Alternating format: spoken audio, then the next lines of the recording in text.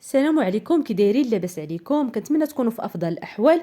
اليوم جيت في هذا الفيديو باش نشير لكم لواحد الحاجه اللي هي مهمه بزاف، ونصح جميع البنات انهم يبقاو يردوا البال ملي بغاو ياخذوا شي شامبوان باش ما يطيحوش في الغلط اللي طحت فيه انايا.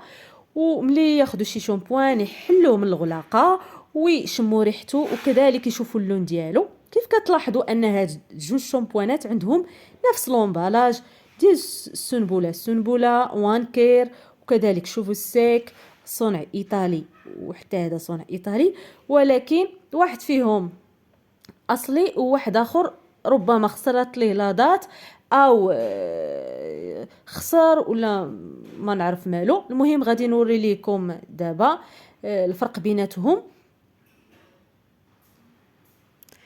جبت الديميلور باش تعرفوا باللي الاصلي والديميلور عندهم نفس اللون. غنوريه لكم دابا.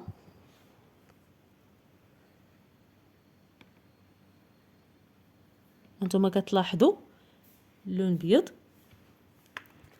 كذلك الديميلور هو الديميلور حتى هو عنده نفس اللون.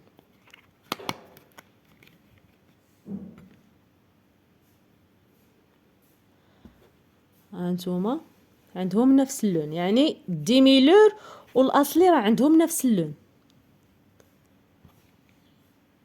وهذا الشامبوان اللي قلت لكم راه فايته ليه لاضات،